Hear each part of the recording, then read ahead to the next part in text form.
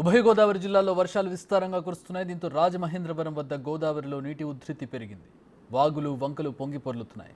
Dhavaleswaram cotton barrage వద్ద నీటి మట్టం 10.8 అడుగులకు చేరుకుంది. దీంతో సముద్రంలోకి 3.50 లక్షల క్యూసెక్కులకు పైగా నీటిని విడుదల చేస్తున్నారు.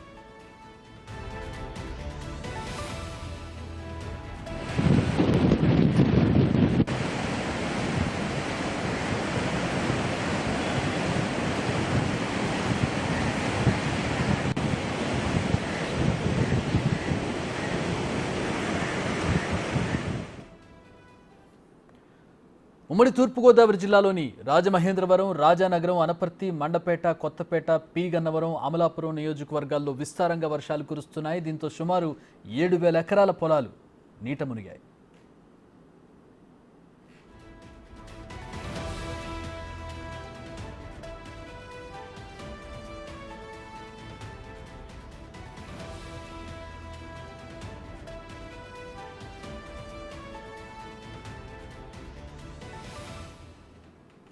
అధిక వర్షాల కారణంగా కోనసీమ జిల్లా బూరుగులంక వద్ద గోదావరి వరదలతో తాత్కాలిక రహదారి కొట్టుకుపోయింది. రాజోలు, ముమ్మిడివరం నియోజకవర్గాల్లోని బాగా వర్షాలు కురుస్తున్నాయి. దేవీపట్నం మండలం గండిపోచమ్మ ఆలయాన్ని వరద ముంచెత్తింది. దీంతో ఆలయాన్ని తాత్కాలికంగా మూసేశారు.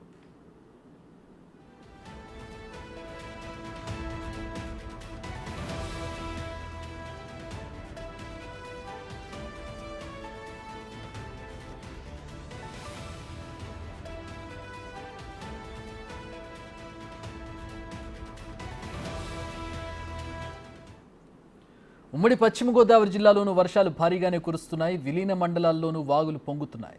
వరరామచంద్రపురం మండలంలో అన్నవరం వాగు పొంగుతోంది. దీంతో చింతూరు, వరరామచంద్రపురం మధ్య రాకపోకలకు తీవ్ర అంతరాయం కలిగింది. చింతూరు వద్ద శబరి వరద అంతకంతకు పెరుగుతోంది. పోలవరం ప్రాజెక్టు వద్ద గోదావరి నీటి మట్టం భారీగా పెరిగింది.